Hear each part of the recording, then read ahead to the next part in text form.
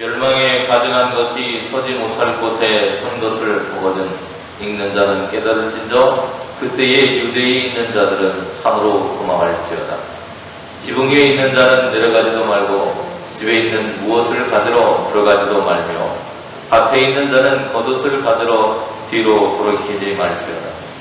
그날에는 아이 뵌 자들과 젖 먹이는 자들에게 화가 있으리로다. 이 일이 겨울에 일어나지 않도록 기도하라. 이는 그날들이 환난의 날이 되겠습니다. 하나님께서 창조하신 시초부터 지금까지 이런 환난이 없었고 후에도 없으리라. 만일 주께서 그 날들을 감하지 아니하셨더라면 모든 육체가 구원을 얻지 못할 것이거늘 자기가 택하신 자들을 위하여 그 날들을 감하셨느니라. 그때에 어떤 사람이 너희에게 말하되 보라 그리스도가 여기 있다 보라 저기 있다 하여도 믿지 말라. 거짓 그리스도들과 거짓 선지자들이 일어나서 이적과 기사를 행하여 할 수만 있으면 택하신 자들을 미혹하려 하리라. 너희는 삼가라. 내가 모든 일을 너희에게 미리 말하였노라. 그때에 그 환난 후 해가 어두워지며 달이 빛을 내지 아니하며 별들이 하늘에서 떨어지며 하늘에 있는 권능들이 흔들리리라. 그때에 인자가 구름을 타고 큰 권능과 영광으로 오는 것을 사람들이 보리라. 또 그때에 그가 천사들을 보내어 자기가 택하신 자들을 땅 끝으로부터 하늘 끝까지 사방에서 모으리라. 아멘. 9월이 엊그제 시작한 것 같은데 벌써 중순을 향해서 달려가고 있습니다. 어떻게 명절들은 잘 보내셨습니까? 이제 일교차도 점점 심해져 가고 있고요. 또 태풍이 지나감으로 인해서 비와 바람이 부는 여러 가지 변화무쌍한 시절들을 우리가 지내고 있는 것 같습니다. 또 다른 태풍이 올라오고 있다는 그런 이야기들이 들리는 것 같아서 분주해지기도 합니다. 어제는 추석이었고요. 그리고 모처럼 모인 가족들이 함께 모여서 단합하고 연대하는 시간을 가지신 것으로 알고 있습니다. 가족 구성원들 간에 더욱더 친밀한 만남이 있었기를 간절히 바라봅니다. 오늘은 창조절 두 번째면서 교회 연합주일로 저희들이 지키고 있습니다. 이러한 시간들을 통해서 부디 분열의 아픔이 아니라 연합이 주는 힘 그리고 그 기쁨 속에서 우리의 가정과 삶과 우리가 속해 있는 이 나라가 회복될 수 있는 기회가 되기를 소망해 봅니다. 오늘도 우리에게 주시는 생명의 말씀을 통해서 하나님의 생명의 은총이 여러분의 가정과 삶 속에 함께 하시기를 축원합니다. 오늘 본문을 함께 보시면 그 시작이 이렇게 시작이 됩니다. 멸망에 가증한 것이 서지 못할 곳에 선 것을 보거든. 멸망에 가증한 것이라고 하는 것에 대한 이야기를 우리에게 들려주는데요. 현재 우리는 주 1세기 이후부터 지금까지 예루살렘 성전이 파괴되어 버린 시대에 살고 있습니다. 여기서 말하고 있는 멸망에 가증한 것이 서지 못할 것에 선다라는 표현은 다니엘서 11장 31절에 있었던 예언입니다. 이 예언은 주전 168년경에 안티오쿠스라고 하는 사람이 예루살렘에 있는 유대인 성전의 번제단 위에 제우스 제단을 세우게 됩니다. 그리고 그는 그곳에 예루살렘 성전의 제단에서 유대인들이 가증하게 여기는 돼지로 이교도의 제사를 드리게 됩니다. 이 사건을 바라보면서 당시에는 멸망에 가증한 것이라고 하는 이것을 상상했습니다. 이 안티오쿠스 4세라고 하는 사람은 이 성전의 제단에서 돼지로 이교의 제사를 드리면서 하나님의 말씀, 예언의 말씀이 1차적으로 이루어졌다고 말할 수 있을 것입니다.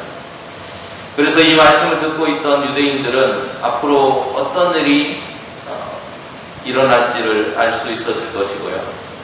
이 예언은 최종적으로 주 70년에 로마의 티투스라고 하는 장군에 의해서 예루살렘 성전이 파괴되게 되는데 바로 그것으로 이루어졌다고 말할 수 있습니다. 1세기의 유대의 역사가였던 요세푸스라고 하는 사람은 세상이 시작된 이래에 예루살렘의 비극적인 운명과 비교할 수 없는 재앙이었노라고 그 당시를 회상하고 있습니다. 2000년 전에 예루살렘 성전이 파괴된 것과 지금을 사는 우리의 삶, 어떤 의미들이 있을까요? 그것은 예수님께서 성전의 파괴와 세상의 역사의 심판을 동시에 말씀하고 있다는 것에서 우리는 실마리를 찾을 수 있을 것인데, 우리에게 예루살렘 성전의 파괴가 중요한 이유는 그 성전의 파괴가 세상의 심판을 보여주고 있기 때문입니다. 우리는 그 현재 그 심판을 받은 세상에 살고 있는 것이죠. 이로 인해서 우리는 세상을 보는 우리의 관점을 달리 해야 한다는 것을 알 수 있습니다. 그런데 여러분, 멸망에 가증한 것이라고 하는 것이 과연 무엇일까를 우리는 생각해 보아야 되는데요. 그냥 답부터 말씀드려 본다면 하나님의 섭리를 거스르는 것, 하나님의 창조의 섭리를 넘어서는 것이라고 말할 수 있습니다. 여러분 잘 아시는 창세기 11장에 보면 바벨탑 사건이라고 우리가 흔히 알고 있는 그 이야기가 나옵니다. 우리가 바벨탑이라고 말하고 있지만 사실은 바벨의 도성을 형성하고 있는 그 도성을 짓는 사건이라고 말할 수 있는데요. 이 사건은 우리의 삶에 멸망에 가증한 것이 무엇인가를 보여주는 사건이라고 말할 수 있습니다. 그것은 하나님의 뜻대로 살아가기를 거절하는 우리의 삶의 태도, 우리의 마음가짐, 바로 그것이 멸망에 가증한 것이라고 하는 것을 보여줍니다. 앞에서 말씀드린 예루살렘 성전의 멸망과 같은 맥락이라고 보시면 되겠습니다. 바벨의 그 도성을 지으려면 얼마나 많은 노예들이 동원이 됐겠습니까? 노동력을 착취하고 억압하는 사람들의 모습이 그 안에 담겨 있는 것입니다. 물론 성경은 그것을 자세하게 기록하고 있지는 않지만 그 시대에 오늘 성을 짓고 도시를 건설한다라고 하는 것은 많은 인력을 필요로 하는데 바로 그 일들을 했던 노예들의 이야기가 숨겨져 있는 것입니다. 그런 그 도성을 지으면서 하나님의 뜻을 벗어나고 있는 것입니다. 먼저 창세기 11장에 보시면 도성을 짓는 재료에 대해서 이야기를 하는데요. 물론 그것이 건축의 어떤 방식이 변화되어서라고 하는 말로도 바꿀 수 있겠지만, 그러나 성경이 말하고 있는 하나님의 건축 방식을 벗어나고 있다는 것. 원래 하나님께서 사용하도록 한 것은 벽돌을 쌓을 때, 벽을 쌓을 때, 어떤 성을 쌓을 때 돌을 가지고 쌓도록 되어 있습니다. 그런데 그 돌은 굳거나 한 그런 돌이 아니라 그냥 자연석, 우리가 흔히 말하는 자연적인 돌을 가지고 성을 쌓도록 되어져 있습니다. 그리고 거기에는 진흙을 발라서 그 성을 튼튼하게 짓도록 되어져 있습니다. 그런데 많은 사람들이 함께 살아야 되고 적으로부터 지켜야 되는 견고한 성을 만들기 위해서 그들은 인위적인 돌을 만들어내기 시작합니다. 그리고 석청이라고 하는 그런, 요즘 말하면 시멘트 정도 될까요? 기술이 발달한 거겠죠. 바로 그러한 재료들을 사용해서 도성을 짓도록 했습니다. 그 과정에서 그 일들을 맡아 하는 많은 노동력을 착취하고 있었던 당시의 근동 지역의 도시 국가를 형성하는 나라들의 상징적인 모습이라고 말할 수 있습니다. 결국 바벨탑이라고 표현된 바벨 도성은 무엇인가를 쌓아 올리는, 하나님이 무엇인가를 만들 때 사용하라고 했던 돌을 사용하라는 하나님의 말씀을 무시한 채 자신들의 욕망을 위해서 벽돌을 붓게 되고 누군가의 노동력을 착취하고 억압하는 삶을 형성하고 있는 당시의 사람들의 모습을 말하고 있습니다. 또 인간이 하나님의 뜻을 전혀 개의치 않고 스스로의 노력을, 능력을 한계까지 끌어올려서, 아니 오히려 그것을 초월해서 자신의 이름을 떨치려는 오만한 모습이 그 안에 담겨 있습니다. 또한 도성과 탑의 건설을 주도했던 사람들이 다른 사람들의 위에 군림해서 흩어지지 못하게 하는 권력과 부의 독점을 이루고 있는 상황을 설명하고 있는 겁니다. 그러한 상황을 창세기는 이렇게 기록합니다. 성읍과 탑을 건설하여 그 탑 꼭대기를 하늘에 닿게 하여 우리의 이름을 내고 온 지면에 흩어짐을 명하자. 사람이 도시를 건설하고 자기의 이름을 높이려고 했기 때문에 사람들이 서로 다른 언어를 사용하도록 하나님이 만드셨다는 겁니다. 언어는 그들의 생각, 그들의 이념을 말하는데요, 그것을 흐트러 놓으신 것입니다. 하나님의 인간의 교만과 차별의 현장을 바라보시면서 그 모든 것들이 그들이 가지고 있는 이념과 사상 속에서 하나님의 뜻이 아닌 인간적인 생각 속에서 나타났다는 것을 아시고 그들이 사용하던 언어를 혼잡하게 하셨다고 말하고 있습니다.